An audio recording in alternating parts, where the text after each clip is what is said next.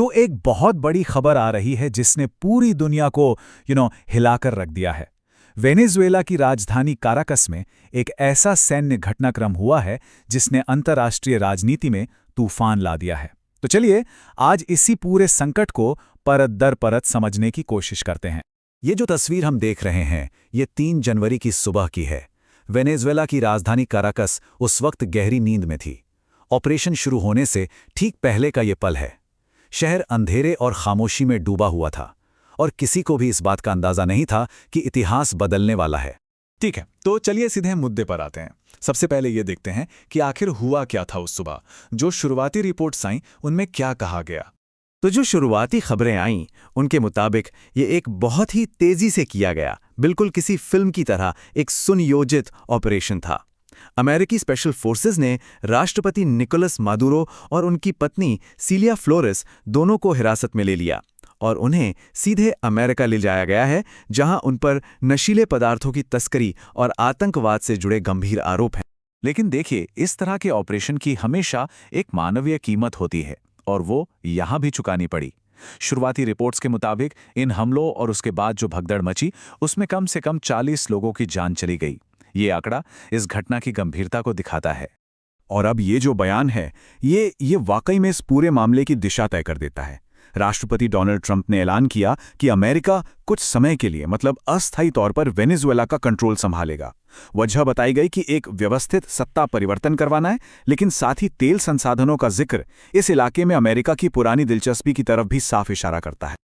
चलिए अब वापस कराकस की सड़कों पर चलते हैं और देखते हैं कि इस एक्शन के ठीक बाद वेनेजुएला के अंदर माहौल कैसा था।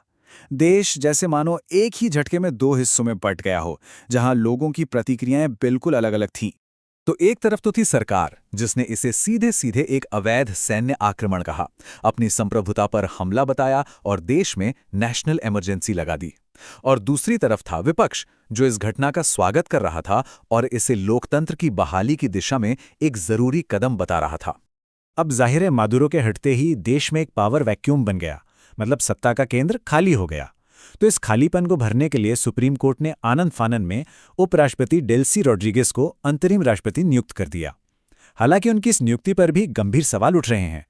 और ये देखिए, विपक्ष का नजरिया इस बयान में बिल्कुल साफ झलकता है। विपक्ष की एक बड़ी नेता है मारिया कोरेना मचाडो। उन्होंने कहा कि ये एक ऐतिहासिक मौका है जो देश में एक असली लोकतांत्रिक बदलाव की शुरुआत कर सकता है। लेकिन जैसा कहते हैं ना, सिक्के का हमेशा एक दूसरा पहलू भी होता है। जहां विपक्ष जश्न मना रहा था, वहीं हजारों की तादाद में मादुरो के समर्थक सड़कों पर उतर आए। उन्होंने अमेरिकी कार्रवाई के खिलाफ जबरदस्त विरोध प्रदर्शन शुरू कर दिए। अच्छा, अब देश से बाहर निकलते हैं और देखते हैं कि दुनिया भर में इस पर क्या रिएक्शन आया। जैसे ही यह खबर फैली, दुनिया के अलग अलग देशों से प्रतिक्रियाएं आने लगीं, जो मिलीजुली थीं। तो जैसा कि उम्मीद थी, दुनिया भर से मिलीजुली प्रतिक्रियाएं आईं। रूस और मेक्सिको जैसे देशों ने तो इसे सीधे सीधे वेनेजुएला की संप्रभुता पर हमला बताया। और ये चिंता लैटिन अमेरिका में अमेरिकी दखल का जो लंबा इतिहास रहा है, उसे देखते हुए और भी बढ़ जाती है। वहीं दूसरी तरफ जर्मनी जैसे यूरोपीय देश कह रहे थे कि भाई थोड़ा संयम बरतो, इसका राजनीतिक हल निकालना चाहिए। लेकिन सबसे तीखा, सबसे कड़ा रिएक्शन आया वेनेजुएला के सबसे पुराने दोस्त क्यूबा से। और इसकी एक बड़ी वजह है, क्यूबा अपनी एनर्जी के लिए वेनेजुएला के तेल पर बहुत ज्यादा निर्भर है। उन्होंने इसे सरकारी आतंकवाद तक कह डाला और मादुरो की तुरंत रिहाई की मांग की। तो अब सबसे बड़ा सवाल ये उठता है कि आखिर ये नौबत आई कैसे? ये सब कुछ रातों रात तो हुआ नहीं होगा। इसके पीछे ना दशकों का एक लंबा उलझा हुआ इतिहास है, जिसमें राजनीति है, अर्थव्यवस्था है और सबसे बढ़कर तेल की जियोपॉलिटिक्स है। चलिए उसे समझते हैं। और यही वेनेजुएला की सबसे बड़ी विडंबना है। सोचिए, एक ऐसा देश जिसके पास दुनिया का सबसे बड़ा तेल का भंडार हो, लेकिन फिर भी सालों से वो आर्थिक तबाही, कुप्रबंधन और बाहरी पाबंदियों के बोझ तले दबा हुआ है। तो इस संकट की जड़ें काफी गहरी हैं। पहला तो है आर्थिक पतन, और ये सिर्फ महंगाई नहीं थी, ये हाइपर इन्फ्लेशन था जिसने देश की पूरी इकोनॉमी को घुटनों पर ला दिया। फिर आया राजनीतिक संकट। 2018 के चुनावों के बाद से ही मदुरो के शासन पर सवाल उठ रहे थे। ऊपर से अमेरिकी प्रतिबंधों ने वेनेजुएला के तेल उद्योग की कमर ही तोड़ दी। और इन सब ने मिलकर देश के अंदर इतनी गहरी खाई खोद दी कि बातचीत की कोई गुंजाइश ही नहीं बची। और देखिए, ऐसी किसी भी बड़ी घटना का असर दुनिया भर के बाजारों पर पड़ता ही है। जैसे ही ये खबर आई, दुनिया भर में अनिश्चितता का माहौल बन गया और निवेशकों ने सोने चांदी जैसी सुरक्षित चीजों में पैसा लगाना शुरू कर दिया, जिससे इनकी कीमतें आसमान छूने लगीं। तो चलिए अब आते हैं सबसे जरूरी हिस्से पर। आगे क्या? इस एक घटना ने इतने सारे सवाल खड़े कर दिए हैं जिनका जवाब फिलहाल किसी के पास नहीं है। तो हमारे सामने अब कुछ बहुत बड़े सवाल हैं।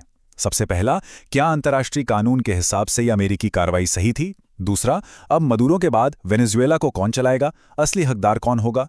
क्या क्षेत्रीय स्थिरता बनी रह पाएगी? और शायद सबसे बड़ा सवाल, वेनेजुएला का जो तेल उद्योग पूरी तरह से तबाह हो चुका है, क्या वो फिर से अपने पैरों पर खड़ा हो पाएगा? तो आखिर में सवाल बस इतना सा है, इसे एक जरूरी हस्तक्षेप माना जाए या एक अवैध आक्रमण? इसका जवाब तो शायद वक्त ही देगा, लेकिन एक बात तो पक्की है, पूरी दुनिया की नजरें अब वेनेजुएला पर हैं, ये देखने के लिए कि आगे क्या होता है।